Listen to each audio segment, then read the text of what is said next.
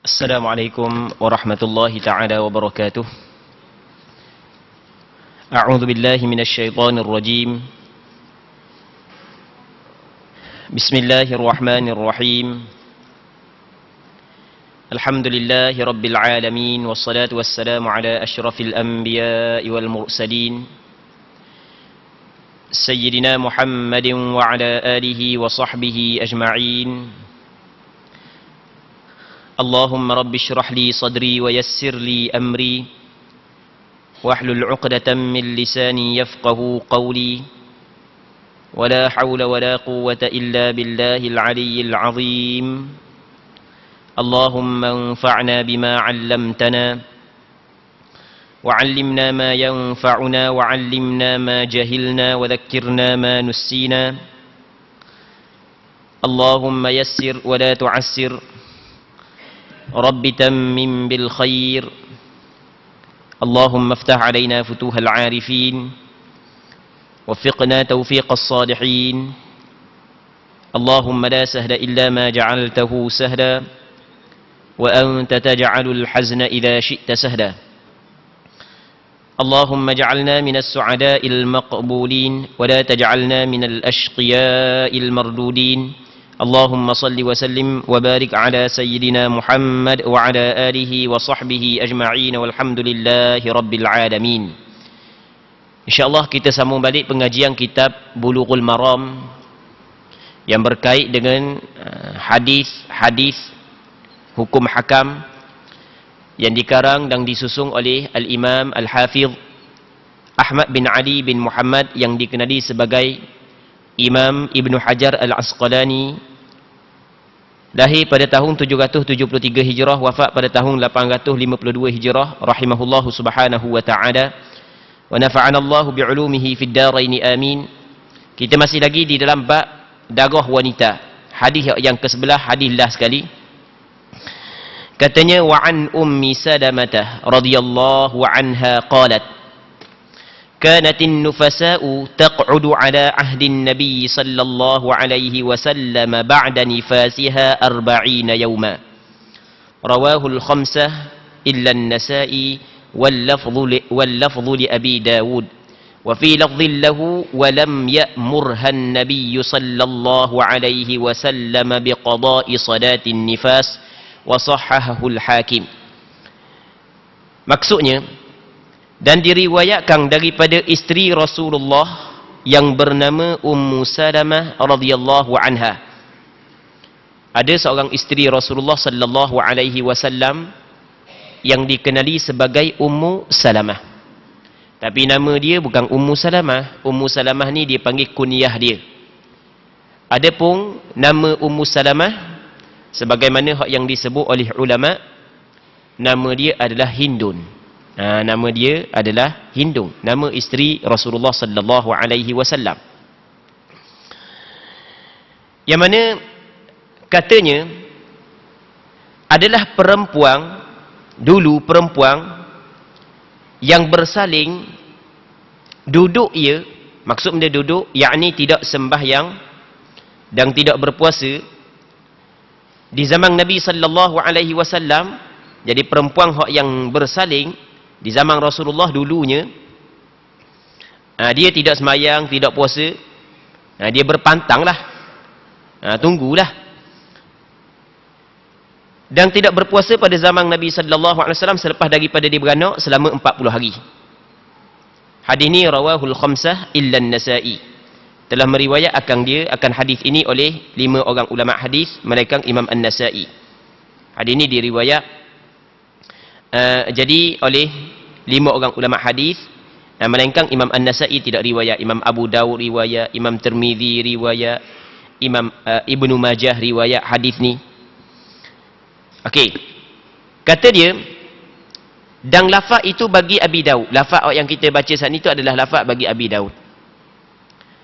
Dan ada lafaz yang lain bagi Abi Daud, yang mana Abi Daud menyebut bahawasanya Ummu Salamah menyebut Nabi sallallahu alaihi wasallam tidak menyuruh qada semula sembahyang yang ditinggalkan sewaktu keluar darah nifas. hadis ini dinilai sahih oleh Imam Hakim An-Naisaburi. Muslimin muslimat yang dirahmati oleh Allah Subhanahu wa taala. Okey. Hadis ini membincangkan berkenaan dengan perempuan yang bersalin. Jadi kebiasaannya setelah daripada perempuan bersalin, dia ada darah yang dikenali sebagai darah nifas. Hukum darah nifas sama dengan hukum darah haid. Sebagaimana perempuan yang keluar darah haid tidak boleh sembahyang, tidak boleh berpuasa, tidak boleh suami dia bersetubuh dengan dia, tidak boleh dia duduk di dalam masjid menurut pandangan majoriti ulama, tidak boleh dia lalu dalam masjid kalau sekiranya dia bimbang darah titik dalam masjid, tidak boleh dia baca Quran menurut pandangan majoriti ulama, tidak boleh dia pegang Quran menurut pandangan majoriti ulama, tidak boleh dia bawa Quran menurut pandangan majoriti ulama. Jadi perkara-perkara tersebut diharamkan kepada perempuan yang haid, begitu juga diharamkan kepada perempuan yang nifas. Cuma darah haid dengan darah nifas ni daripada segi tempoh masa dia berbeza. Okey, kita fokus kepada mazhab Imam Syafi'i supaya tak bolok. Sebut banyak-banyak mazhab takut bolok pula kan. Okey, kita fokus kepada mazhab Imam Syafi'i sesuai dengan mazhab yang diamalkan di tempat kita. Jadi kalau mazhab Imam Syafi'i, tempoh haid sekurang-kurangnya sehari semalam, sebanyak-banyaknya 15 hari 15 malam, manakala kebiasaan haid adalah 6 ataupun 7 hari. Berbeza dengan tempoh nifas. Sekurang-kurang nifas menurut mazhab Imam Syafi'i adalah satu lahzah, satu detik. Maksudnya setelah daripada perempuan bersalin ada darah walaupun sikit walaupun setitik, darah tersebut dihukumkan sebagai darah nifas. Dan mazhab Imam Syafi'i, darah nifas ni adalah darah yang keluar setelah daripada kosong rahim daripada kehamilan. Selepas daripada rahim kosong daripada kehamilan, darah yang keluar setelah daripada itu dinamakan sebagai darah nifas menurut mazhab Imam Syafi'i. Sama ada kosong rahim daripada kehamilan kerana bersalin biasa, ataupun bersalin melalui pembedahan, ataupun keguguran. Jadi dalam mazhab Imam Syafi'i, darah yang keluar daripada perempuan setelah daripada bersalin biasa, itu adalah darah nifas. Begitu juga darah yang keluar daripada perempuan setelah daripada dia bersalin melalui pembedahan, juga darah nifas. Begitu juga darah yang keluar setelah daripada perempuan tu keguguran, juga darah nifas. Jadi setiap darah yang keluar setelah daripada kosong rahim daripada kehamilan, itu adalah darah nifas menurut mazhab Imam Syafi'i. Okey. Muslimin muslimat yang dirahmati oleh Allah Subhanahu wa taala, sekurang-kurang darah nifas adalah satu lahzah, satu detik, satu titik. Lepas daripada bersalin ada darah, walaupun sikit, darah tu adalah darah nifas mengikut mazhab Imam Syafi'i. Okey, dalam hadis ni Ummu Salamah menyebut bahawasanya perempuan-perempuan di zaman Rasulullah setelah daripada bersalin, dia duduk, dia tunggu selama 40 hari. Dok semayang, dok puasa. Jadi perkara-perkara yang dilarang kepada perempuan yang nifas, perempuan di zaman Rasulullah dok buat selama 40 hari. Maka ulama mengambil daripada hadis ni bahawasanya tempoh nifas adalah 40 hari. Cuma ulama berselisih pandangan. Tempoh nifas 40 hari ni kira hak ghalib ke kira sebanyak-banyak nifas? Okey, kalau mazhab Imam Syafi'i, dia kata lagu mana? Hak 40 hari ni bukan sebanyak-banyak nifas. Hak 40 hari ni kira ghalib nifas. Maksudnya kebiasaan orang puan bagi nifas sebanyak 40 hari. Dan pandangan Imam Syafi'i ni disokong oleh pandangan mazhab Maliki. Jadi mazhab Maliki dengan mazhab Imam Syafi'i dalam masalah ni sama. Maksudnya 40 hari ni bukanlah tempoh paling tinggi bagi darah nifas. Mazhab Imam Syafi'i kata 40 hari ini adalah tempoh ghalib. Kebiasaan orang puan keluar darah nifas 40 hari. Itu kebiasaan. Adapun sebanyak-banyak nifas mengikut mazhab Imam Syafi'i adalah 60 hari. Itu sebanyak-banyak nifas. Sama juga dengan mazhab Maliki. Okey. Muslimin muslimat yang dirahmati oleh Allah Subhanahu wa taala.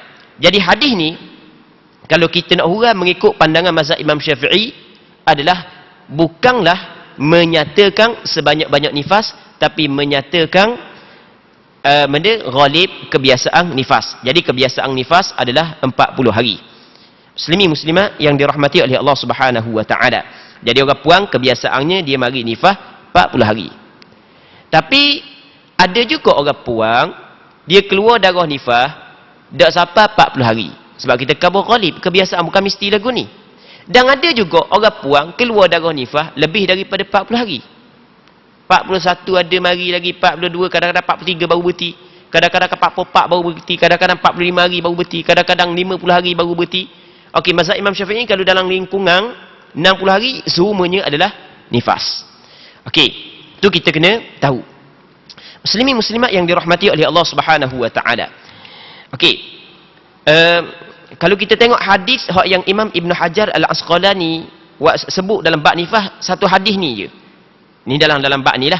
Satu hadis ni yang sebut berkenaan dengan nifas. Jadi sebenarnya perbahasan nifas juga di antara perbahasan yang panjang.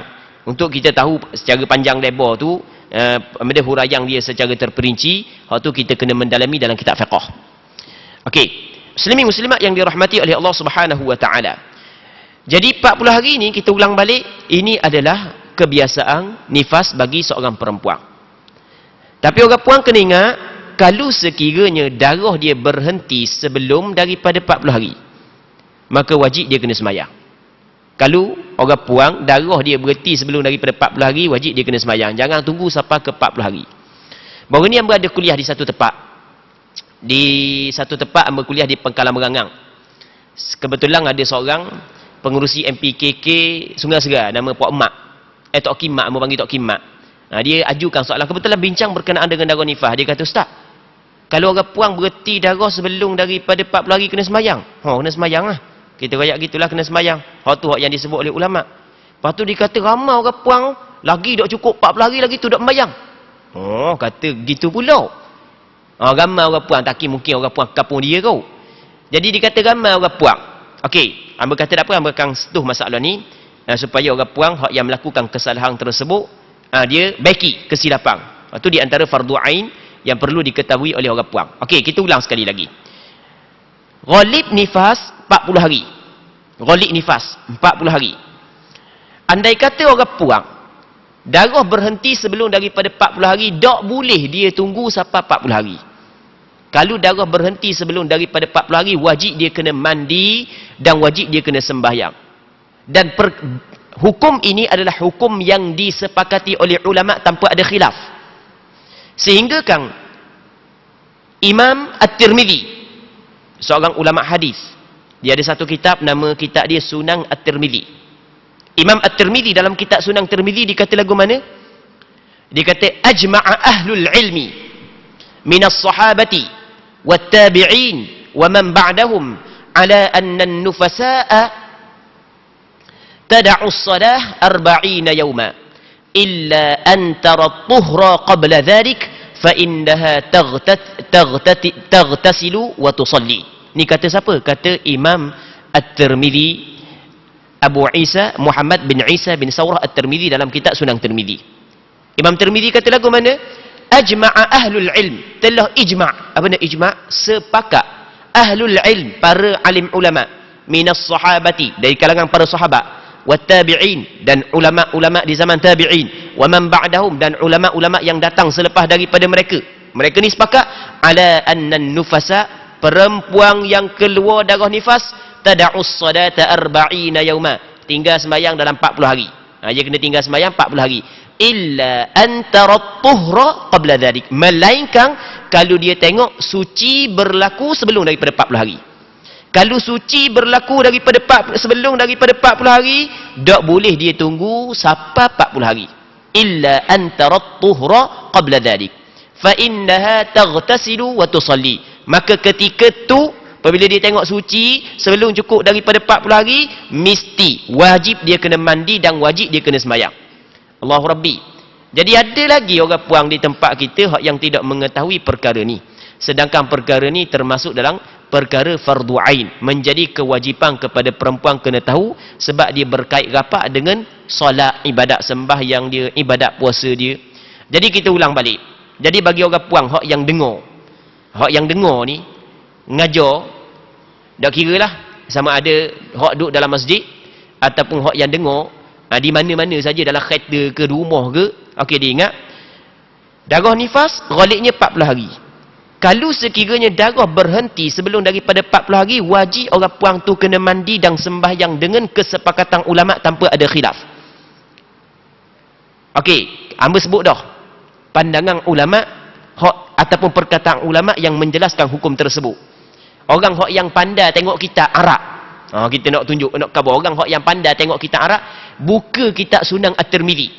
Lafaz yang hamba baca tu ada dalam kitab Sunan Tirmizi. Hamba baca sekali lagi, takut nak cari dalam kitab Sunan Tirmizi. Kata Imam Tirmizi dalam kitab Sunan Tirmizi, ajma'a ahlul ilmi, ijma', apa benda ijma'? Sepakat ulama minas sahabati, dari kalangan para sahabat, wat tabi'in, dan ulama-ulama di zaman tabi'in, wa man ba'dahum, dan mereka yang selepas daripada tabi'in, ala anna an-nufasa'a tad'u as-salata 40 yauma, bahawasanya perempuan yang keluar darah nifas dia kena tinggal sembahyang selama 40 hari, illa antara tuhra qabla dhalik, melainkan kalau sekiranya dia melihat suci berlaku sebelum daripada 40 hari, fa innaha taghtasilu wa tusalli, maka ketika tu wajib dia kena mandi dan wajib dia kena sembahyang. Jadi apa yang dibuat oleh sebahagian daripada perempuan di tempat kita, selama mana tak cukup 40 hari, selama tulahnya patang. Kalau patang dengan tok lelaki tu boleh tahan, ni patang sembahyang. Patang tok lelaki patanglah sampai 200 hari 300 hari pun. Ni patang dengan sembahyang sedangkan sembahyang tu rukun Islam. Patang puasa, sedangkan puasa tu rukun Islam, dak lewat patang lagu tu dah tak ada darah nifas dah. Tu kena ingat. Nifas ni darah, dah tak ada darah, tak ada lah nifas. Yang menghalang seorang perempuan sembahyang darah nifas. Dah tak ada darah, tak ada dah yang menghalang. Ketika tak ada darah, tak ada menghalang, pandai-pandai pula dak sembahyang, itu adalah satu kesilapan, itu adalah satu kesalahan. Jadi mana-mana orang puang yang pernah melakukan kesalahan tersebut, wajib dia kena qada balik sembahyang yang ditinggalkan dalam tempoh suci itu. Wajib dia kena qada balik. Katakanlah adalah moci-moci yang duduk dalam masjid tak tahu kalau benda sebelum ni dak belajar mana. Mari belajar pun kadang-kadang jenera juga. Jadi dak perhati mana. Jadi sebelum ni beranak lagi dak cukup 40 hari, walaupun darah berhenti dah sebelum daripada tu ia dak sembahyang, maka dia kena kira balik dan qada balik sembahyang tersebut. Kena qada balik sembahyang tersebut. Tak boleh lok lagu tu. Dah banyak mana dah ingat dah beranak, anak ni anak 14 orang beranak. 14 orang. Agak-agak lah berapa hari. Kalau anak pertama tu 4 hari, agak-agak lah. Qada lah 40 hari, 44 hari. Agak-agak je. Okey, tu orang puan kena tahu masalah ni. Muslimin muslimat yang dirahmati oleh Allah Subhanahu wa taala. Okey, kita sebut sikit lagi berkenaan dengan darah nifas. Ada juga orang puang, dia keluar darah nifas selama 30 hari. Hari ke-31 darah mula berhenti. Daripada segi hukum, pada hari yang ke-31 wajib dia kena sembahyang. Kena mandi dululah, baru sembahyang. Baru sembahyang dulu baru mandi. Kena mandi dulu baru sembahyang. Hari ke-31 kalau bulan Ramadan wajib dia kena puasa. Tak boleh dah nak tunggu sampai ke 40 hari patang. Okey, jadi kena sembahyang dan kena puasa. Kalau ia tak sembahyang tak puasa, perbuatan tu adalah salah. Tu kena ingat. Kerana benda salah? Kerana perempuan asal diwajibkan kepada dia sembahyang dan puasa. Yang menghalang kewajipan seorang perempuan daripada mengerjakan sembahyang dan puasa adalah darah nifas. Nifas ni adalah darah. Ketika tidak ada darah, maka tidak ada perkara yang menghalang. Takut-takut darah keluar semula, itu tidak boleh dijadikan alasan. Ada orang puan yang kata takut-takut darah keluar semula, itu tidak boleh dijadikan alasan kalau sekiranya benda tu tidak pernah berlaku. Kalau benda tu pernah berlaku, tu masalah lain. Benda tak pernah berlaku lagu mana? Ni kali pertama dia beranak, kali pertama dia datang nifas, ataupun kali kedua, kali ketiga, tapi sebelum daripada ni darah datang direct je, tak berhenti-berhenti pun. Hak ni berhenti sebelum daripada hak sama, sebelum daripada hak sebelum ni. Hak sebelum ni 40 hari berhenti, hak ni 30 hari berhenti dah. Jadi bermakna kali pertama lah ni. Tak ada pernah lagi lah dalam hidup dia darah berhenti mari mula. Kalau ada dalam hidup dia darah berhenti mari mula, hak tu masalah lain. Okey, kalau kali pertama berlaku dia datang nifas, darah berhenti pada 30 hari. Maka wajib dia kena sembahyang dan puasa. Sebelum tu kena mandi dululah untuk sembahyang. Tidak boleh dijadikan alasan takut darah-darah keluar semula, sedangkan tidak pernah berlaku darah berhenti mari semula dalam hidup dia. Nak jadikan alasan tersebut untuk tidak sembahyang dan tidak puasa adalah tidak dibolehkan. Dan benda ni pernah kita cerita dah sebelum daripada ni. Kata ulama dalam satu kaedah fiqh, kata ulama la ibrata bit tawahum, tidak boleh dikira dengan tawahum. Tawahum ni satu andaian. Dah tak darah, tak ada dah sekarang ni. Zahirnya tak ada dah darah sembahyang Takut-takut darah mari mula. Hamba pernah cerita sebelum ni kan. Dia orang puan guna kaedah tu, kita guna kaedah sama. Dan mudah takut-takut ke orang puan darah berhenti teguh. Dia orang puan ni tak sembahyang sebab benda dia kata takut-takut darah mari mula. Kita guna kaedah sama. Dan mudah takut-takut ke darah berhenti teguh. Ada dua kemungkinan tu kan. Kemungkinan darah mari mula, kemungkinan darah berhenti teguh. Dan mana kemungkinan yang lebih kuat? Kemungkinan hak yang lebih kuat adalah berhenti teguh sebab tak ada darah Jadi kena pakai hak zahir, darah tak ada. Tak ada lah perkara hak yang menggugurkan kewajipan sembahyang dan puasa. Maka kena sembahyang dan kena puasa. Okey. Jadi pada hari yang ke-30 darah berhenti, darah mari, hari ke-31 darah berhenti. Maka wajib dia kena sembahyang dan puasa. Ya, lepas daripada tu dia ada dua kemungkinan. Kemungkinan darah berhenti teguh, selesai dah. Dan ada kemungkinan yang kedua. Okey, kemungkinan yang pertama, tak mari dah. Sampai ke 6 bulan, 7 bulan, dah nak kuat nyusu, duk mari. Lepas tu baru bagi mula. Okey, tu kemungkinan yang pertama. Okey, kemungkinan yang pertama, jelas hukum dia. Dari sembahyang dah. Ada kemungkinan yang kedua, tengah duk sembahyang, tiba-tiba mari mula darah. Ni ada perbincangan lain pula. Saat ni, pada mari darah 30 hari, darah hari yang ke-31 berhenti, maka wajib dia kena mandi, wajib dia kena sembahyang dan wajib dia kena puasa. Okey. Lepas tu, tiba-tiba darah tubik mula lepas daripada berhenti. Maka darah hak tubik mula tu, kata ulama dalam mazhab Imam Syafi'i, kita kena tengok tempoh berhenti. Kalau tempoh berhenti 15 hari ke atas, maka darah hak yang keluar semula dihukumkan sebagai darah haid. Okey, boleh faham kan? Kalau darah hak yang berhenti saat ni tu, ataupun tempoh berhenti saat ni tu dah cukup 15 hari, maka darah hak mari mula dihukumkan sebagai darah nifas. Okey, takut tak faham, kita buat contoh. Orang puan ni keluar darah sebanyak 30 hari. Hari ke-31 dak mari darah. Dak mari 41 mari mula. Jadi bermakna 10 hari sahaja darah berhenti. Maka darah pada hari yang ke-41 menurut mazhab Imam Syafi'i dikirakan sebagai darah nifas kerana tempoh berhenti tidak lebih daripada, tidak sampai 15 hari. Kalau tempoh berhenti 15 hari baru dikirakan darah hak mari mula darah haid. Okey, kita buat contoh yang kedua. Dia mari darah 30 hari. 31 darah berhenti. Berhenti sampai ke 46 mari semula darah. Okey, daripada 31 sampai ke 45 darah tak mari, jadi 15 hari situ. Hari ke 46 darah tersebut dihukumkan sebagai darah haid. Jadi kalau darah berhenti mari mula, kena tengok tempoh berhenti. Kalau tempoh berhenti 15 hari ke atas, darah mari mula dihukumkan sebagai haid. Kau dak sampai 15 hari, maka hak yang mari semula dihukumkan sebagai nifas. Okey. Jadi apabila darah mari mula, dak lihat sembahyang, kena berhenti mula sembahyang. Darah mari mula kena berhenti sembahyang, tak boleh dah puasa. Sebab dihukumkan darah tersebut mungkin haid, mungkin nifas. Ini di antara benda yang penting orang puan kena tahu. Seterusnya kata dia, dan pada lafaz bagi Imam Abu Daud, dalam riwayat Imam Abu Daud ada riwayat yang kedua, dan tidak menyuruh akan dia oleh Nabi sallallahu alaihi wasallam dengan qada sembahyang yang ditinggalkan sewaktu keluar darah nifas. Jadi Rasulullah tak suruh pun qada balik sembahyang hak yang ditinggalkan dalam waktu nifas. Sebab itulah kata ulama ataupun sepakat ulama mengatakan sembahyang yang ditinggal oleh perempuan yang keluar darah haid, ketika keluar darah haid, dan perempuan darah yang sembahyang yang ditinggal oleh perempuan yang keluar darah nifas ketika keluar darah nifas tidak wajib qada semula. Bahkan qada semula adalah dilarang oleh agama. Cuma larangan tersebut berlaku khilaf. Ada ulama kata larangan haram, ada kata ulama kata larangan makruh. Tapi syarak tidak menuntut kepada perempuan yang meninggal sembahyang ketika haid nifas qada balik sembahyang tersebut. Baik, kalau nak qada juga, nak buat rajin qada, ulama ada dua pandangan. Ada pandangan mengatakan tidak boleh, haram, ada pandangan mengatakan makruh. Ala kulli hal, tidak disyariatkan dia qada balik sembahyang. Berbeza dengan puasa. Puasa kena qada semula. Wajib dia kena qada balik puasa yang ditinggalkan ketika haid dan ketika nifas. Hadis ni wasahahahul Hakim. Hadis ni dinilai sahih oleh Imam Hakim. Cuma ada sebahagian daripada ulama menilai hadis ni sebagai hadis dhaif.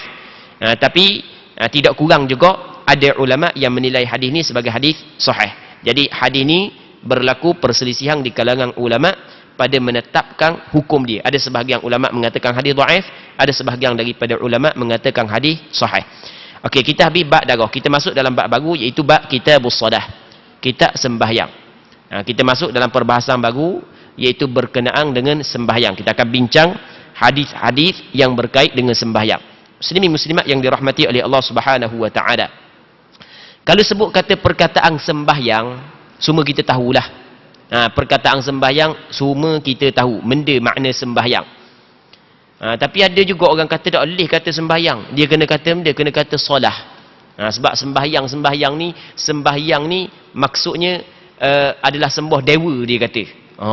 Dia kata gitu. Tak boleh kata sembahyang, kena kata solah. Allah Rabbi. Betul tak perkataan tersebut? Sebenarnya perkataan tersebut adalah tidak betul. Kerana kita, apabila kita kata sembahyang, maksud kita daripada perkataan tersebut adalah sembahyang hak yang dimulakan dengan takbiratul ihram dan disudahi dengan salam, dengan syarat-syarat yang tertentu. Dia kita kena ingat, lafaz dia ada makna dia. Ni kalau kita belajar dalam ilmu bahasa Arab, begitu juga dalam ilmu sastra bahasa Melayu, lafaz dia ada makna dia. Lafaz ada makna dia. Setiap ungkapan hak yang kita ungkap, hak yang kita guna dalam percakapan kita ada makna. Jadi ketika kita kata sembahyang, apakah maksud kita ketika kita ucap sembahyang? Maksud dia adalah perbuatan hak yang mula dengan takbir sudah dengan salam. Kita tak kata sembahyang tu maksud dia adalah sembah dewa, sembah hatu raya, kita tak kata. Maksudnya bukanlah kita kosak kepada makna tersebut. Maka tidak perlulah kita berdebat dalam hal istilah. Sebab itulah kata ulama, la musyahata fil istilah. Tidak ada perdebatan dalam istilah. Kalau ada perdebatan dalam istilah, Allahu Rabbi, balah sama orang Kedah balah dengan orang Terengganu. Orang Terengganu balah dengan orang Kelantan. Orang Terengganu patak tak ada masalah kalau sebut kata patak. Tapi orang-orang setengah-setengah negeri tak boleh. Caruk dia kata. Tengok. Baik. Kalau kita pergi Pahang, dia suruh apabila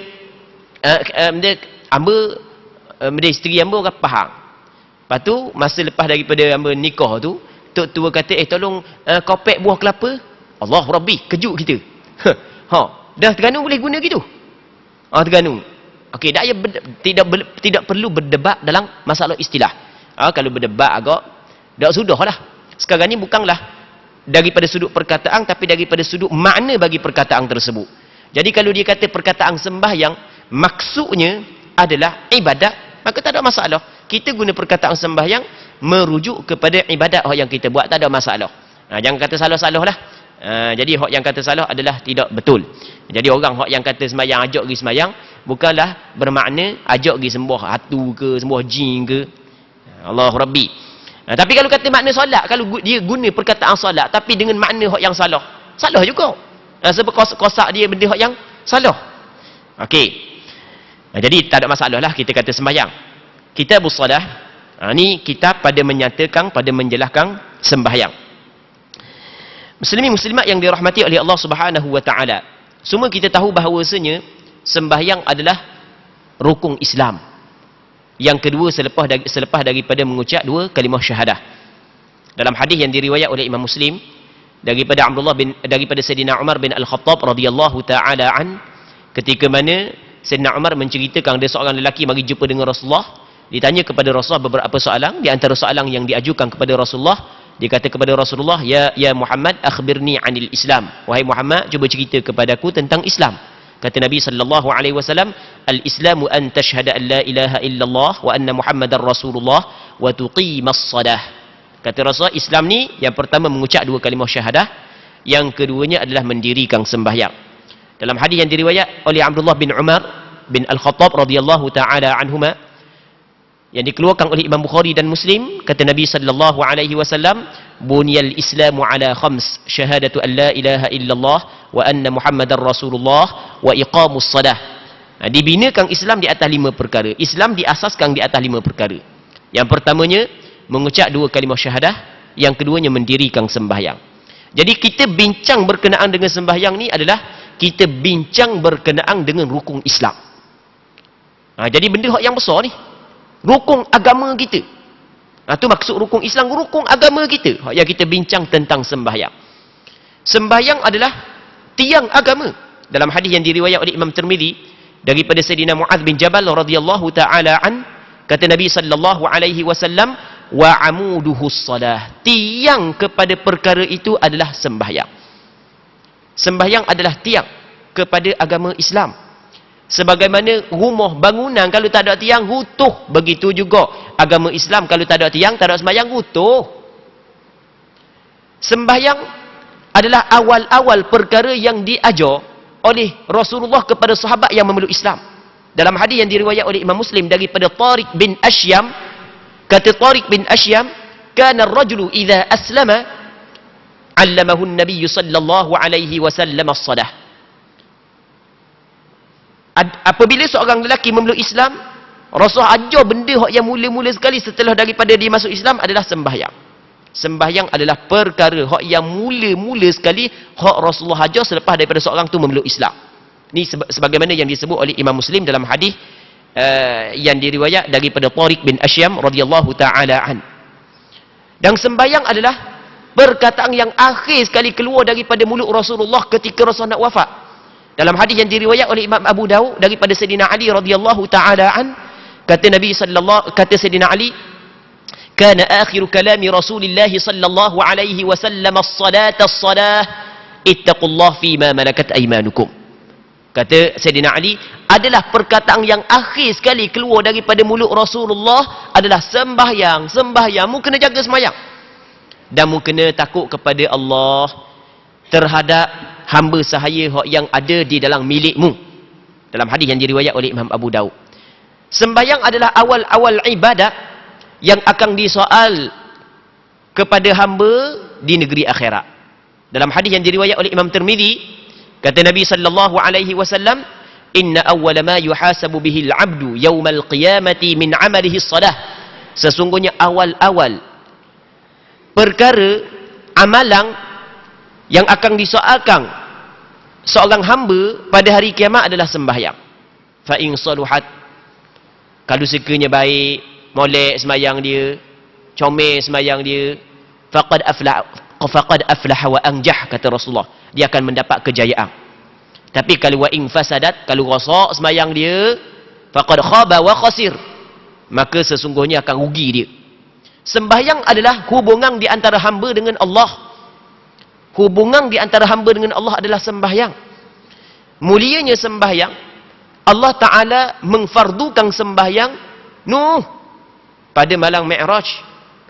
Di atas langit yang ketujuh lagi, Nabi ambil direct daripada Allah Subhanahu Wa Ta'ala. Tidak ada perantaraan. Mulianya sembahyang. Tapi orang kita ramai lagi wadah cara je buat semayang. Orang kita ni bukan maksud orang yang ada masjid ni, ada masjid ni memang semayang belaka, takkan mari dengar saja dak semayang. Kita royak, nulah ramai lagi masyarakat kita. Orang kita ramai lagi mengabaikan sembayang, sedangkan sembayang adalah Allahu Rabbi. Hubungan di antara Allah, di antara hamba dengan pencipta dia. Kita lah ni, kalau ada suatu benda yang menjadi penghubung di antara kita dengan sultan ke, dengan Perdana Menteri ke, dengan orang besar, kita akan jaga perkara tersebut. Ini bukan hubungan di antara seseorang dengan sultan ke, dengan raja ke, dengan menteri besar ke, dengan Perdana Menteri ke, dengan raja dunia, bukan. Bukan menjadi penghubung di antara hamba dengan pencipta. Raja kepada segala raja, tuan kepada segala makhluk. Benda sembahyang. Sebab itulah perlu sangat kena jaga. Oleh kerana sembahyang ni adalah tiang agama. Sembahyang ni adalah hubungan di antara seorang hamba dengan Allah Subhanahu Wa Ta'ala. Sembahyang ni adalah perkara yang mula-mula Nabi sallallahu alaihi wasallam ajar apabila orang memeluk Islam. Sembahyang ni adalah perkataan yang akhir sekali keluar daripada mulut Rasulullah. Sembahyang ni adalah amalan yang mula-mula ditanya seorang hamba di hari akhirat. Maka kata ulama, orang yang tinggal sembahyang Kalau sekiranya diengkar kewajipan sembahyang, sepakat ulama mengatakan dia terkeluar daripada agama Islam. Orang tinggal sembahyang, dia engkar kewajipan sembahyang, dia kata tak wajib-wajib sembahyang, keluar daripada agama Islam. Bukan setakat orang yang tinggal sembahyang, orang hak sembahyang pun kalau dia engkar kewajipan sembahyang, terkeluar juga daripada agama Islam. Sebab dia telah engkar benda hak yang ma'ulima minad din bidarurah, perkara hak yang diketahui daripada agama secara mudah, tanpa perlu kepada berfikir. Semua orang tahu belaka. Start daripada kecil sampai ke tua, muda, laki puan tahu belaka. Hak tua, hak muda, kecil, besar tahu belaka bahawa sembahyang adalah diwajibkan. Maka orang hak yang mengengkar kewajipan sembahyang, sama ada dia buat ataupun tidak, dia terkeluar daripada agama Islam. Oleh kerana kita bincang berkenaan tinggal sembahyang, maka kita kata mana? Orang hak yang tinggal sembahyang serta engkar kewajipan sembahyang, sepakat ulama mengatakan terkeluar daripada agama Islam. Allah Rabbi. Apabila terkeluar daripada agama Islam, hubungan suami isteri dia terbatal. Apabila ada salah seorang daripada keluarga dia meninggal dunia, maka dia tidak boleh mengambil harta pusaka. Kerana di antara perkara yang menghalang seseorang daripada mengambil harta pusaka adalah berbeza agama. Nabi SAW bersabda dalam satu hadis yang sahih, la yarithul muslimul kafira walal kafirul muslim. Orang Islam tidak boleh mewarisi daripada orang kafir. Orang kafir tidak boleh mewarisi daripada orang Islam. Apabila dia mati, tidak boleh dilaksanakan hukum Islam ke atas mayat dia, tidak boleh ditanang pada, tidak boleh disembahyang, tidak boleh dimandikan dia, tidak boleh ditanang pada perkuburan orang Islam kalau engkar kewajipan sembahyang. Tapi kebanyakan masyarakat kita hendak sembahyang, sama ada bertua ke muda, dia dah engkar pun kewajipan sembahyang. Jadi tak keluar lagi daripada agama Islam. Kalau dah engkar kewajipan sembahyang, ada khilaf lah. Maksudnya ulama berselisih pandangan. Ada setengah ulama mengatakan terkeluar daripada agama Islam, dan ada sebahagian daripada ulama mengatakan tidak terkeluar daripada agama Islam. Okey, kita ringkaskan perbincangan kita.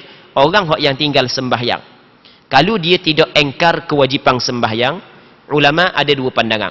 Pandangan majoriti ulama, dia tidak lagi keluar daripada agama Islam. Namun pandangan sebahagian daripada ulama, iaitu pandangan Imam Ahmad bin Hanbal dan sebahagian daripada ulama salaf, bahawasanya dia terkeluar daripada agama Islam. Kerana di sana ada beberapa hadis, di antaranya hadis yang diriwayat oleh Imam Muslim. Nabi SAW bersabda, bainar rajuli wa bainas syirki wal kufri tarkus sadah. Sempadang di antara seorang lelaki dan kesyirikan dan kekufuran adalah meninggalkan sembahyang. Itu sempadang dia. Sempadang dia situ. Syirik duduk alik inu, kufur duduk alik inu. Jadi kalau mu tinggal sembahyang, maka mu jatuh dalam syirik dan kufur. Ini hak yang disebut oleh Rasul dalam hadis yang sahih yang diriwayat oleh Imam Muslim. Dalam hadis yang lain yang dikeluarkan oleh Imam Ahmad bin Hanbal, Imam Tirmizi, Imam An-Nasai dan beberapa orang ulama hadis yang lain, kata Nabi SAW, al-ahdul ladzi bainana wa bainahumus salah. Perjanjian di antara kami dan mereka itu adalah sembahyang. Faman tarakaha faqad kafar. Sesiapa yang tinggal sembahyang, maka sesungguhnya dia kufur. Sebab itulah Imam Ahmad bin Hanbal di antara Imam Ahlus Sunnah wal Jamaah, di antara ulama hadis yang terkenal, di antara ulama yang menjadi pengasas kepada mazhab fiqh, Imam Ahmad bin Hanbal berpandangan bahawasanya orang yang meninggalkan sembahyang, walaupun dia tidak engkar kewajipan sembahyang, dia terkeluar daripada agama Islam. Allah Rabbi, kalau kira pakai pandangan mazhab Imam Ahmad bin Hanbal, masyarakat kita tak tahulah ramai mana hak yang kufur, ramai mana hak yang keluar daripada agama Islam. Muslimin muslimat yang dirahmati oleh Allah Subhanahu wa taala. Namun pandangan majoriti ulama, pandangan mazhab Maliki, pandangan mazhab Hanafi, pandangan mazhab Imam Syafi'i, selama mana dia tidak engkar kewajipan sembahyang, dia tidak terkeluar daripada agama Islam. Selama mana dia tidak engkar kewajipan sembahyang, dia tidak terkeluar daripada agama Islam. Dalilnya, di sana ada hadis yang diriwayat oleh Imam Hakim An-Naisaburi, diriwayat oleh Imam Ibnu Majah dengan sanad yang sahih daripada Silah. Silah ni anak murid kepada Hudzaifah bin Al-Yaman. Satu ketika Hudzaifah bin Al-Yaman, seorang sahabat Rasulullah, menceritakan siapa masa Islam ni tinggal nama je, semayang tak tahu mana, puasa tak tahu mana. Hak yang tahunya adalah ucap kalimah la ilaha illallah je. Sampai kepada satu tahap, tinggal orang tua-tua, hak lelaki puang, hanya pandai ucap la ilaha illallah. Pandai qada tu je. Itu pun sebab dia, sebab duk dengar tok nenek moyang duk dulu duk kata la ilaha illallah. Oleh kerana tok nenek moyang duk kata la ilaha illallah, kata la ilaha illallah kata. Semayang puasa tak tahu apa mana dah. Lalu tu silah, apabila dia dengar lagu tu dia kata kepada kepada Hudzaifah bin Al-Yaman, dia kata kalau lagu tu perkataan la ilaha illallah sikit pun tidak memberi manfaat kepada dia. Kata siapa? Silah kepada tok guru dia. Kalau lagu tu ucapan la ilaha illallah tak ada manfaat, dah nak ada manfaat warna semayang bang dak, puasa dak, zakat dak, kebaikan-kebaikan dak buat. Okey. Jadi apabila silah kata tidak memberi manfaat kepada dia, maka Hudzaifah bin Al-Yaman buat lari muka. Tak kata benda. Tak ada komen benda. Lepas tu silah kata pula kali kedua. Ucapan dia tak jadi tak pakai gawar pun. Dah semayang dak, puasa dak. Hudzaifah bin Al-Yaman paling pula muka. Sampai 3 kali silah kata lagu tu. Cukup 3 kali Hudzaifah bin Al-Yaman jawab, ya silah tungjiha minan nar, tungjihim minan nar, tungjihim minan nar. Wahai silah, perkataan tersebut akan menyelamatkan mereka daripada neraka Allah. Perkataan tersebut akan menyelamatkan mereka daripada neraka Allah Subhanahu wa taala. Maka kata ulama, ambil daripada hadis ni dan beberapa dalil yang lain, bahawasanya selama mana dia tidak engkar kewajipan sembahyang, masih lagi tidak terkeluar daripada agama Islam. Kerana orang hak yang terkeluar daripada agama Islam, maka tidak ada tempat dah dia di dalam syurga. Orang hak yang ada penghujung dia syurga, orang tu dikirakan Islam. Baik.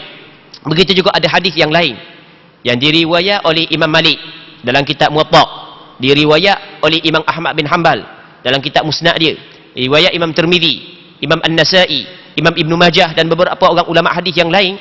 Kata Nabi sallallahu alaihi wasallam, man lam ya'tihinna, sesiapa yang tidak mendatangi sembahyang, dia tidak buat 5 sembahyang, maka tidak ada baginya di sisi Allah perjanjian. Allah Taala ada janjilah untuk bagi keamanan, keselamatan kepada dia. Cuma insya'a azzabahu wa insya'a adkhalahul jannah. Kalau Allah Taala kehendak, Allah Taala akan azab dia. Kalau Allah Taala kehendak, Allah Taala akan memasukkan dia ke dalam syurga. Orang kafir, orang hak syirik, dia tak akan masuk syurga, dia kekal dalam neraka. Rasul kata kalau Allah Taala kehendak, Allah Taala akan azab dia. Kalau Allah Taala kehendak, Allah Taala memasukkan dia ke dalam syurga. Jadi kata ulama, bermaknanya baik. Jadi bermaknanya orang hak yang tinggal sembahyang dia tidak terkeluar daripada agama Islam. Muslimin muslimat yang dirahmati oleh Allah Subhanahu wa taala. Hak yang kita sebut saat ni, kita kena tekan sekali lagi, khilaf di kalangan ulama keluar ataupun tidak daripada agama Islam bagi orang hak yang tinggal sembahyang, yang tidak engkar kewajipan sembahyang atas alasan malas, atas alasan tak dapat hidayah, macam-macam alasan lah ada. Khilaf di sini terkeluar ataupun tidak daripada agama Islam. Bukan khilaf dosa ke tak. Sepakat ulama dia telah melakukan dosa besar. Sepakat ulama dia saat ni tu orang fasik. Apabila orang fasik, dia tidak boleh jadi saksi. Dalam nikah tak boleh jadi saksi. Orang fasik kan? Sebab di antara syarat nak jadi saksi, mesti orang hak yang adil. Bukan khilaf dalam berdosa ataupun tidak.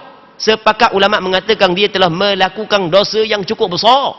Cuma, ulama berselisih pandangan. Terkeluar tak daripada agama Islam. Allahu Rabbi. Dan wujudlah pandangan majoriti ulama kata tak keluar lagi daripada agama Islam. Kalau pakai pandangan mazhab Imam Ahmad bin Hanbal, sebahagian daripada ulama salah tak tahu agama mana hak yang keluar daripada agama Islam sebab pakai dak semayang. Mak pun satu hal kau. Jadi anak balik lewat malang, duk main futsal balik pukul 4. Lepas tu nampak anak letih tidur lock dulu siang ke dia biar dak gerak semayang subuh. Mak tu siang kan anak takut dak cukup tidur. Lepas tu dak gerak semayang subuh. Dia dak siang kan anak tu di akhirat, dia siang atas dunia je. Sebenarnya perbuatan mak tersebut sebenarnya dia tak sedar dia saat itu telah mendidik anak dia untuk menjadi hamba Allah Ta'ala yang derhaka kepada Allah Subhanahu Wa Ta'ala. Kita kena ambil berat nu dalam kehidupan yang kekal abadi. Kena siang ke anak nu. Tak siang ke dia. Kena sumbat dalam neraka. Ingat neraka warna kali ya. Allah Rabbi siang takut tak cukup tidur. Tu adalah satu kesilapan. Kita kena tekan masalah ni. Kita tekan sebenarnya bukan tidak ada tujuan lain, melainkan kerana kita kasih kepada orang Islam. Kata Nabi sallallahu alaihi wasallam dalam hadis yang diriwayat oleh Imam Bukhari, dalam sahihnya kata Rasulullah, la yu'minu ahadukum hatta yuhibba li akhihi ma yuhibbu li nafsihi. Tidak beriman, tidak sempurna iman seorang di kalangan kamu sehingga dia kasih kepada saudaranya apa yang dia kasih kepada diri dia. Kita memang cukup suka, kita kasih sangat diri kita terselamat daripada neraka Allah. Maka kita kasih juga sebahagian ataupun orang Islam hak yang tinggal sembahyang tu terselamat daripada neraka Allah. Lagu mana cara dia? Adalah kita nasihat kepada dia, kita khabar ke dia supaya dia semayang, agar sebagaimana kita terselamat daripada neraka Allah, dia juga terselamat daripada neraka Allah Subhanahu Wa Taala. Oleh kerana kita kasih kepada dia, sebab itulah kita tekan sangat. Okey, kita berhenti situ dulu. Dah nak baca hadis, muqaddimah je bab ni. InsyaAllah kita akan sambung balik pada minggu akan datang. Kita berdoa kepada Allah Subhanahu Wa Taala agar perbincangan kita pada malam ni sama-sama dapat mengambil manfaat dan diberkati oleh Allah Subhanahu Wa Taala. Wallahu Subhanahu Wa Taala a'la wa a'lam. Allahumma haqqiqna bittiba'i nabiyyika Muhammadin sallallahu alaihi wasallam zahiran wa batina. Allahumma ja'alna mimman yastami'una al-qawla fayattabi'una ahsanah. اللهم إنا نسألك الإخلاص في القول والعمل. اللهم إنا نسألك الإخلاص في القول والعمل. اللهم إنا نسألك الإخلاص في القول والعمل. اللهم إنا نسألك الهدى والتقى والعفاف والغنى. اللهم ردنا ورد المسلمين إلى دينك ردا جميلا. ردنا ورد المسلمين إلى دينك ردا جميلا. ردنا ورد المسلمين إلى دينك ردا جميلا. صلى الله وسلم وبارك على سيدنا ومولانا محمد وعلى آله وصحبه أجمعين والحمد لله رب العالمين.